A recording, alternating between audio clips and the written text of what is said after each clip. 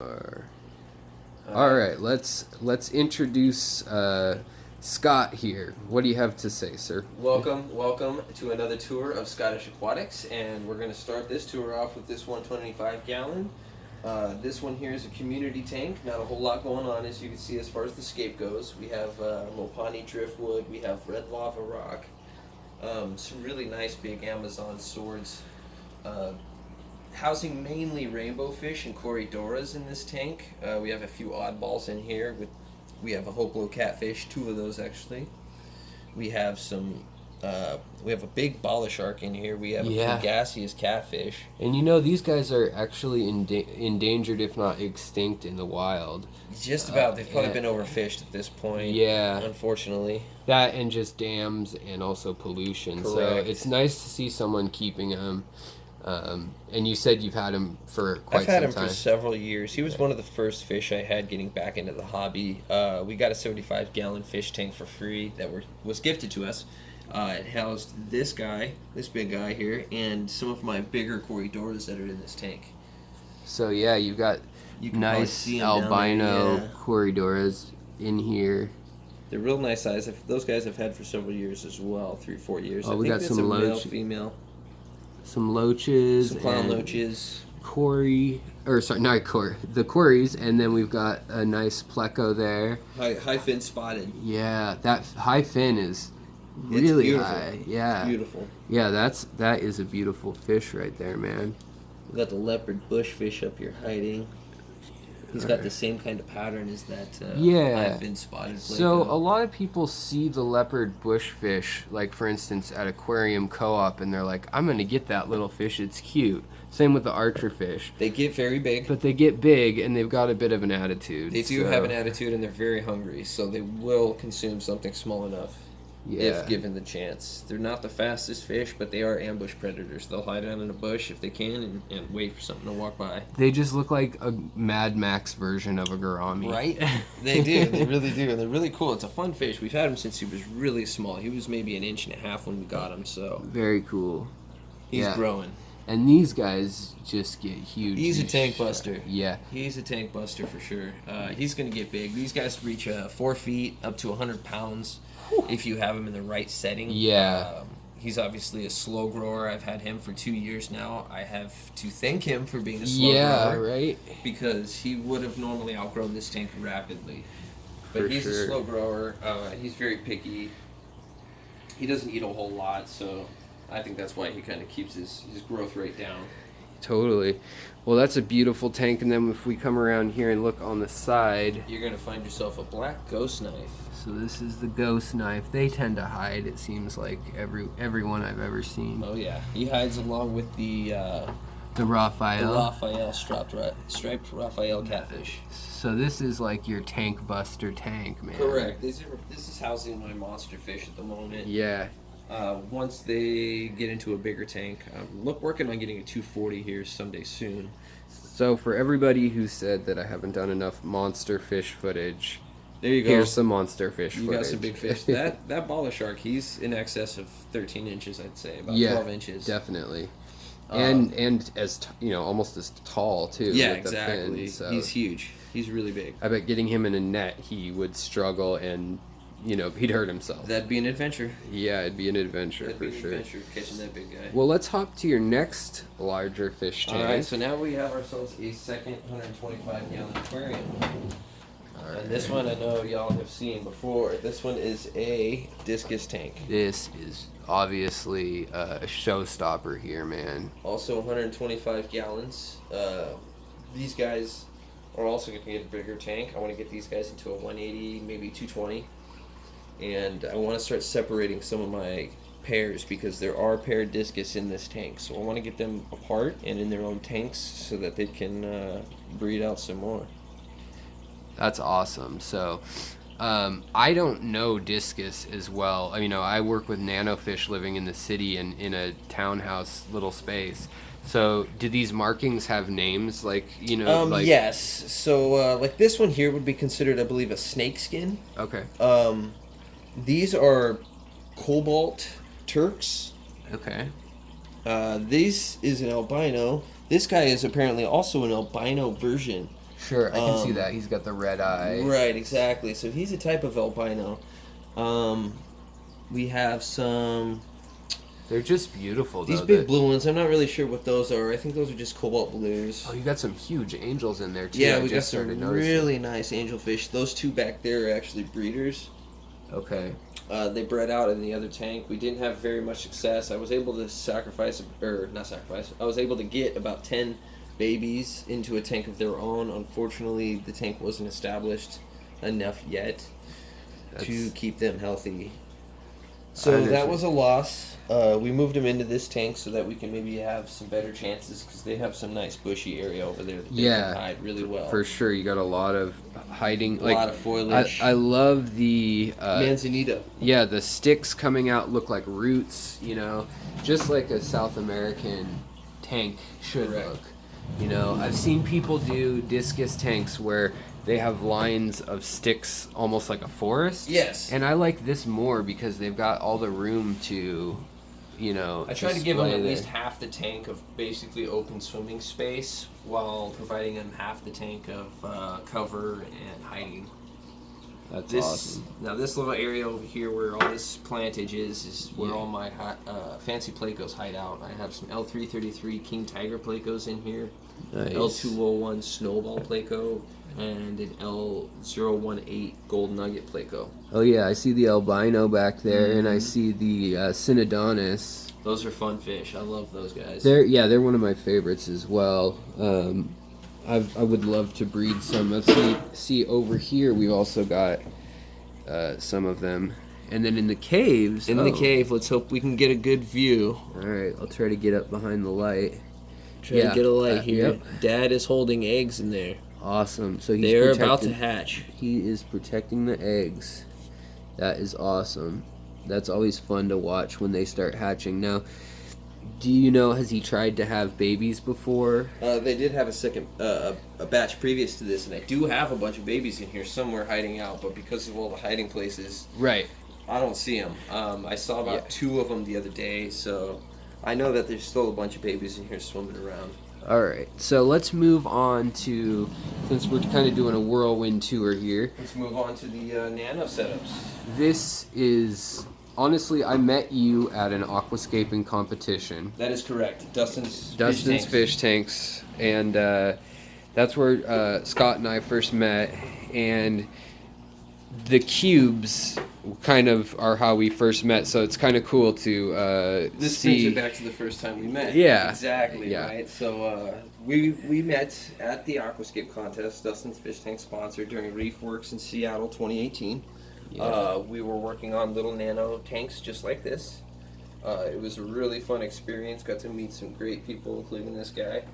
And I wound up being lucky in getting my hands on some nanos. And that Aquascape contest was really my inspiration to doing nanos and setting some up. Well, I really like the nano tank thing that you're doing here, where you have 3 together and they're kind of a unit, but they're kind of their own thing, you know? Right, exactly. Now everything houses different things. This one here in the middle that you're looking at now with the sand is actually a dirted tank. Beneath that sand is soil. Okay, so under here, yeah, you can see a little bit of soil. So I was fighting off tannins and things for a while, but it's cleared up now. We have a few high-tech plants in here that we're going to test them out because I have a lot of extra clippings that I don't have anywhere to put, so we're just kind of spreading them around and seeing how they do. Looks like some arcuata, and then the broadleaf, you said, of the Pogostem stellatus. And then this houses green jade cherry shrimp. Yeah. They're hiding in there somewhere. There's not very many, but they're in there. I know, they made their appearance earlier when I walked by. Oh, there's one. There's one. Let's see here. Can we get a view on it? They've got the nice gold back. Where did you get these ones at? I got these from my local fish store. Oh, wow. Pets. Okay. He just recently set up some shrimp tanks and started ordering some exotic shrimp.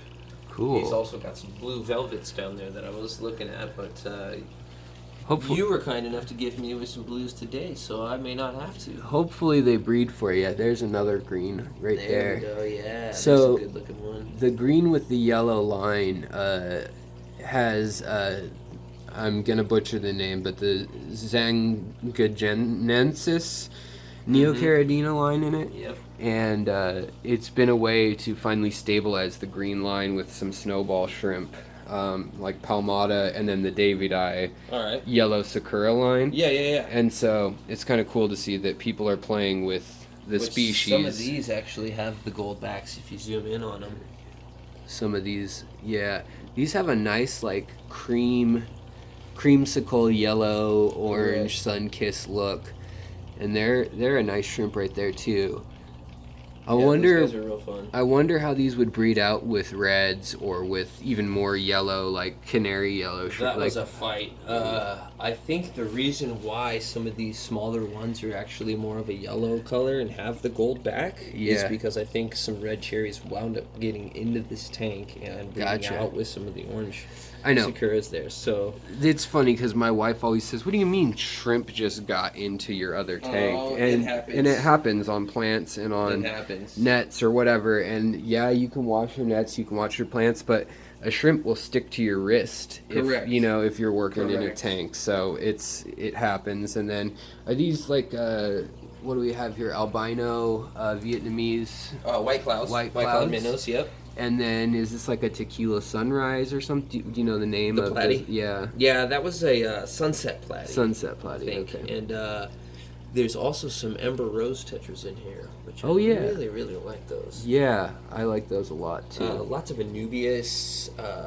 Which one is it? Histofolia. Yeah. Is the Anubias that's in there. And I see the Pinnatifada which I just took a clipping from the plant tank yesterday and put that in there, so... That's awesome. Yeah. It's taken off. We'll have to show them what you showed me earlier with the... Oh, yeah. How they actually and this one is a gray lava rock, which I had really fun doing. That's the whole background of this tank, really, is I try to create like a 3D background. Yeah. Built up the gray lava rock in the back there. So, yeah, did the most I could. All these tanks have an effect of coming up out. So you got the peace lilies, as you said earlier, coming out of... We have pothos running from over here, kind of coming across. We also have peace... Yes, these are Japanese peace lilies. We bought them at your local grocery store. They actually just had one. We cleaned up all the soil and trimmed the roots and then planted them in the water, and they just take off. I feel like this would be a great spot for like a romantic dinner too. Like no on the doubt. table Absolutely, here. Absolutely. It's a great spot. As you guys know from the Aquascape contest, if you ever watch those videos, I love to bring the tank outside of the tank. So we wanted to really bring this whole section alive, considering the nanos are beautiful, but they're small. And so in order to make an entire display out of it, I wanted to get the terrestrial plants out of the water. And I also got all this wood here broken up that I used previously in Escape, but we're down that tank now, so... So it's something that I think that is overlooked easily, and that is that you've got 3 separate biomes that you can put totally different shrimp and fish in, and even have them breed. Correct. And yeah, it takes up the space of like a 75. Some people wouldn't like that, but to me, that's like... This is actually a 55-gallon aquarium stand, and I wanted to utilize it. I recently had an acrylics tank that was on here. We took it off because the front and back started blowing and whatnot, so we got rid of that. So we still had the stand, and I wanted to get my hands on these nanos, and I wanted to make it all one solid display, and this seemed like the best way to do it. I wound up getting a rack here, a shelf. Yeah, you still have storage up there. Lights up there, so that the lights actually can still hit these plants coming up out of the tanks and promote that growth. Yeah, it is very like just homey in here.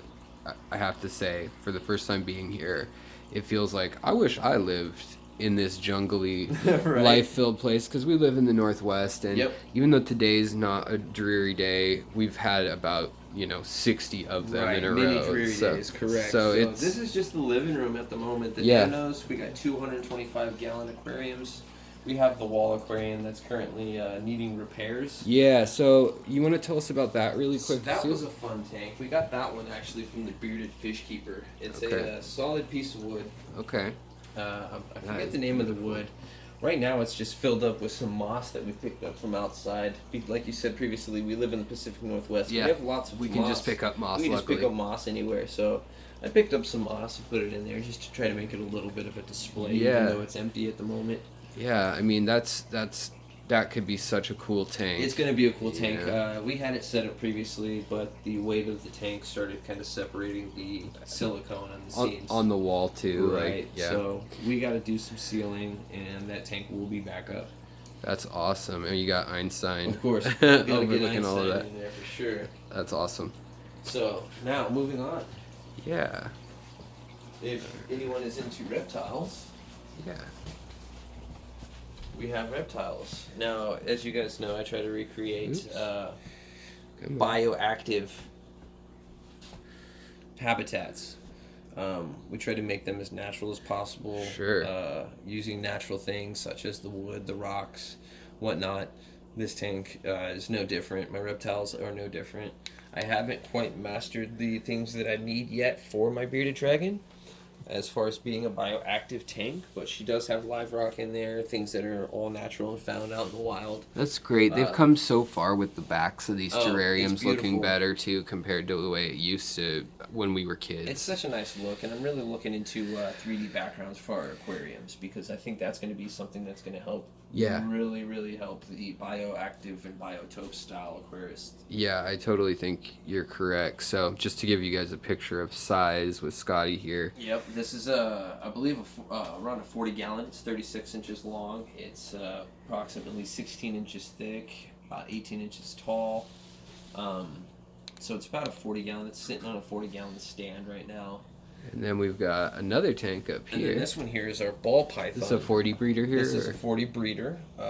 This recently housed firebelly toads. We cleaned it out because we wanted to get him into a bigger cage. Yeah. But he's down there in his cave hiding out like he does. Yeah, like snakes do. Right, But exactly. you've got plants well, in we there. got that's- live plants in there. There's also soil down here. We got the critters and the bugs and everything, the isopods and whatnot. Springtail type, yeah. Springtails and Yeah. what have you to, stir up the dirt and That's make sure awesome. to break down any waste. That's So, very cool when people kind of, in all hobbies, seem to be incorporating more of the... More nature. Yeah, more nature. More like, nature. It knows what to do, so we should probably listen to it, you know? Exactly. Yeah. It has a job to do, just like we all do, and our worst enemy is fighting it.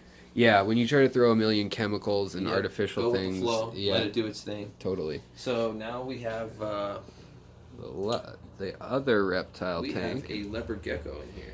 This is awesome. Now this tank also has some live plants in there, a couple succulents back there. I like the little bottle going on Right? there, too. It was a cool decoration, so I figured I'd get it. He never really comes out. He's a nighttime guy. He's Yeah. very nocturnal. Yeah. You don't see him unless the lights go out. They tend to be like most geckos, it seems like, except day Right. tokays or day geckos. But I had fun with this. There's also real wood in here. I found this out on the Yeah. riverbed.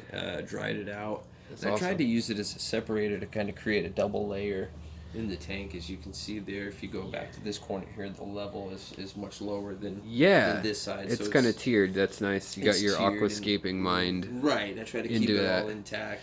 And I even like- with those. I like that even this whole room is like, it looks kind of deserty, like the It's light got and it's the got tan. theme with yeah. it, right, if you will. So the lizards and everything. it fit as the reptile room. Yeah. It worked out great. Yeah, that's rad. I don't do enough of that in my house. You guys have kind of like a interior decorating mind when it comes to bringing the nature into the house. Like Like having all these tanks really helps that. You know what I mean? It's yeah. like if you really remove all these tanks, it feels so empty.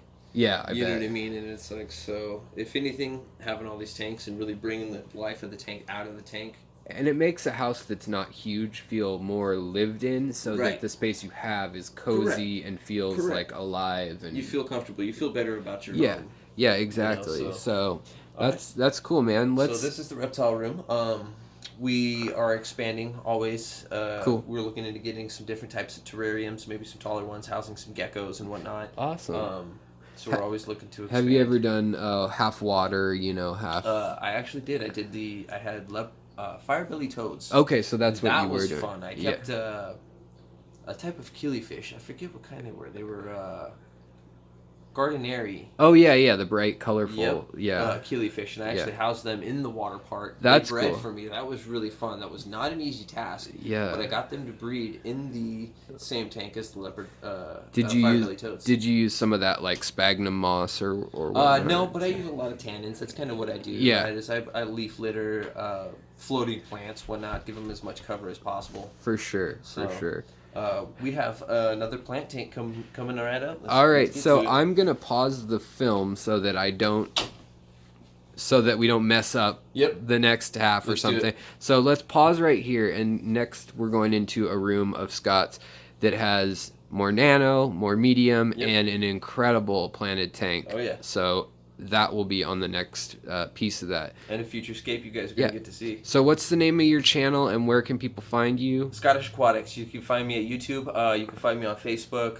We also have a Twitter. We're growing. We got logos coming up here. We got more videos coming up. More tours, more tanks. Lots of things happening all the time. I'm always about change. Yeah.